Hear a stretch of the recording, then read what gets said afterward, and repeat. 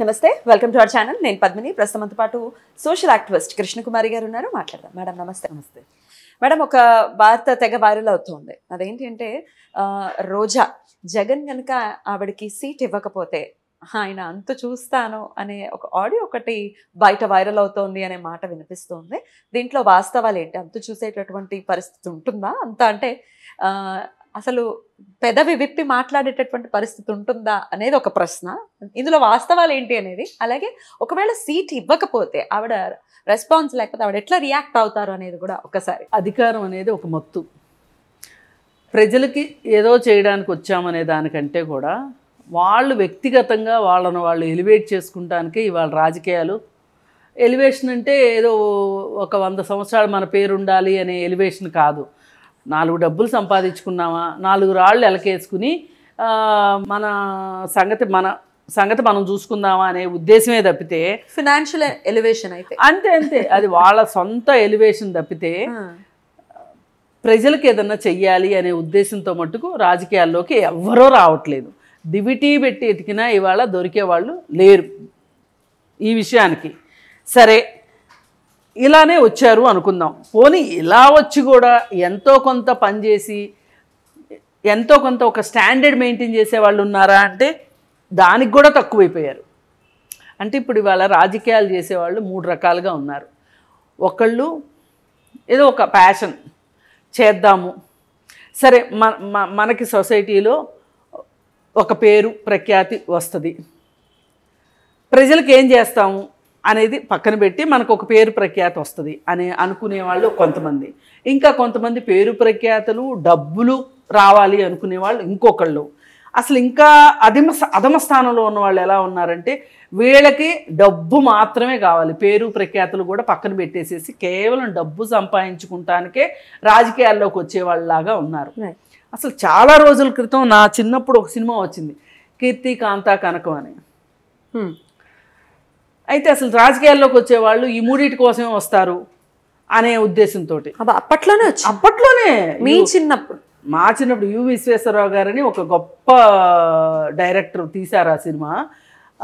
అంటే అప్పటి పరిస్థితుల్ని ఆధారం చేసుకుని చేశారా లేకపోతే ముందు చూపుతో చేశారా? ముందు చూపుతోనే అండి. అప్పుడున్న పరిస్థితులను బట్టి ఇవి ఇంకా ఎంత మారుతాయి. ఇప్పుడు శ్రీశ్రీ గారు పాటలు రాసేవాళ్ళు. ఒక 60-70 ఏళ్ల క్రితం పాట రాస్తే కూడా ఈ రోజుకి రిలవెన్స్ ఉంటుంది. అలాగే కొంతమంది కథలు రాస్తారు, అవి వీటినే క్లాసిక్స్ అంటారు. ఒక పాట క్లాసిక్ కావచ్చు, ఒక పుస్తకం క్లాసిక్ కావచ్చు, ఒక కాన్సెప్ట్ క్లాసిక్ కావచ్చు. ఇప్పుడు ఈ కాన్సెప్ట్ కీర్తి కాంతా కనకం అని చెప్పి రాజకీయ నాయకుల మీద ఒక సినిమా తీశారు ఆయన. ఇవాళకి ఇంకా ఇంకా ఇంకా ఇంకా ఇది ఎక్కువే అవుతుంది తప్పితే ఎక్కడ తక్కువ అవుతున్న పరిస్థితి లేదు.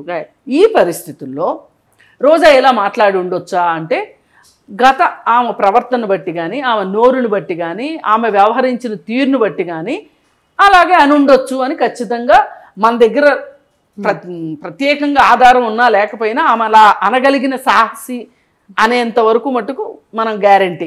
సో ఆవిడ అనగలదు. అది నేను సాహసం అని కూడా అనలేను. సాహసానికి వేరే అర్థం ఉంది, బరితెగింపుకి వేరే అర్థం ఉంది.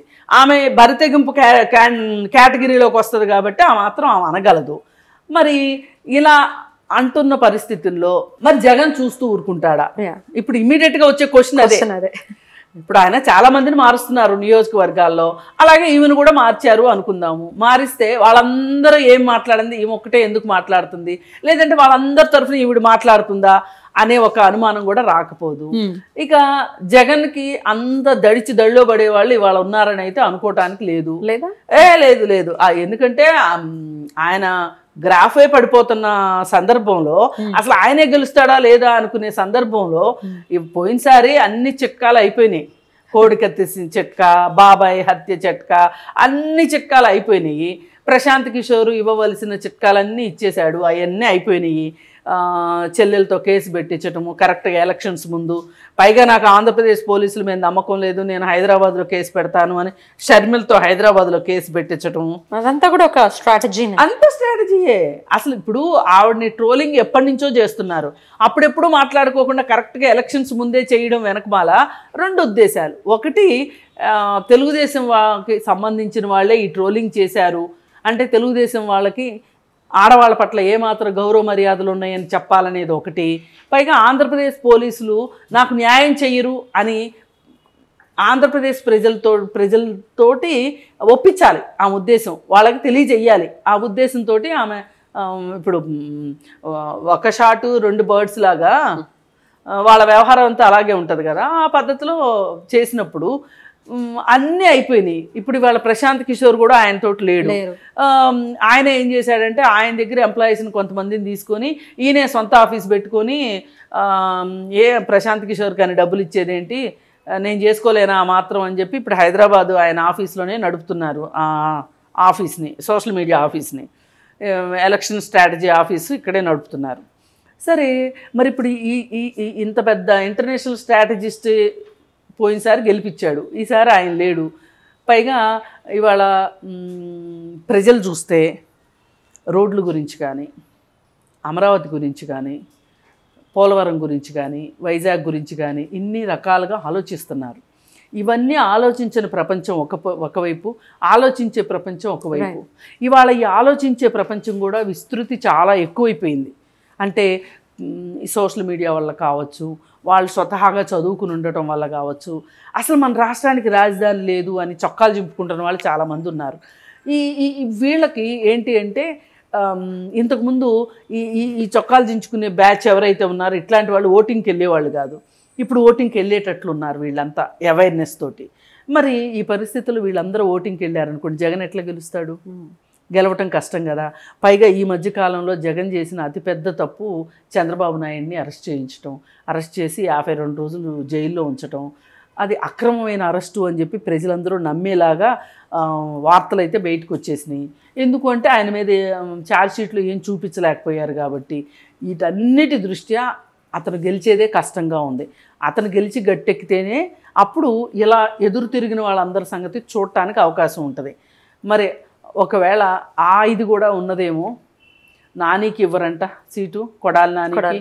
అంటే ఎవరి నోళ్ళైతే ఎక్కువ ఉపయోగించుకున్నాడో వాళ్ళందరికీ సీట్లు ఇవ్వకుండా ఉండడం వెనకమాల వ్యూహం ఏంటంటే జగన్మోహన్ రెడ్డిది. అసలు ఇలాంటి వాళ్ళంతా చెత్త. వీళ్ళందరూ ఇలా చేశారు కాబట్టి, ఇంత పాపం చేశారు కాబట్టి, ఇంత నోరేసుకుని పడ్డారు కాబట్టి వీళ్ళకి బుద్ధి జ్ఞానం లేదు, సంస్కారం లేదు కాబట్టి నేను వాళ్ళకి సీట్లు ఇవ్వట్లేదని చెప్తాడు. అసలు ఆయన గుడ్ లుక్స్ లో ఉండడం కోసమే ఇట్లా అందరినీ తిట్టడం అనేది అలవర్చుకున్నారు ఈ నాయకులు అనే వాళ్ళు కూడా ఉంటారు. ఇది కరెక్టు, ఇది వాస్తవం. ఇది ప్రపంచానికి అర్థం కాకుండా ఇప్పుడు ఈయన ఏం చేస్తాడు, వీళ్ళకి టికెట్లు ఇవ్వలేదు అనుకోండి, పాపం నిజంగానే జగన్కి ఇష్టం లేదు కావచ్చు జగన్మోహన్ రెడ్డికి, అయినా వీళ్ళు బరి తెగించి ఇలా చేశారు, అందుకే వీళ్ళకి సీట్లు ఇవ్వలేదు, తిక్క కుదిరింది, ఏదైనా జగన్ సంస్కారవంతుడు అనే ఒక ఫీలింగ్ రావటం కోసం ఇవాళ వీళ్ళందరికీ సీట్లు ఎగనామం పెట్టేశారు. ఈ ఎగనామం పెట్టిన వాళ్ళు పోని వీళ్ళనేమన్నా తెలుగుదేశం పార్టీ చేర్చుకుంటుందా అంటే ఆ పరిస్థితి లేదు. వీళ్ళు రొంటికి చెడ్డ రేవళ్ళు అయ్యారు. ఇప్పుడు ఆ వేళ జగన్ కోసం ఇంత బరితెగించి ఇంత సంస్కారహీనంగా వ్యవహరించిన వీళ్ళకి సరైన శిక్ష కాలమే వేసింది అన్నట్లు తయారైంది. ఇప్పుడు కాలం చూస్తూ ఊరుకోదండి, కాలం అన్నిటికన్నా గొప్పది. ఎవరి శిక్ష వాళ్ళకి వేసేస్తుంది. అయితే మరి ఈ పరిస్థితుల్లో రోజా ఇలా అంటే జగన్మోహన్ రెడ్డి ఏం చేస్తాడు అనే దానికి ఒక పెద్ద పజిలు.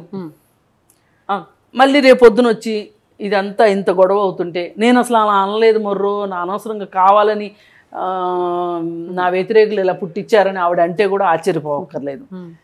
ఏది ఏమైనా వీళ్ళందరూ కత్తులు నూరే మాట వాస్తవం, పళ్ళు కొరికే మాట వాస్తవం. వీళ్ళకి సీట్లు ఇవ్వకపోతే అసంతృప్తులుగా వీళ్ళ పాత్ర వీళ్ళు పోషిస్తారు, ప్రత్యక్షంగానో పరోక్షంగానో.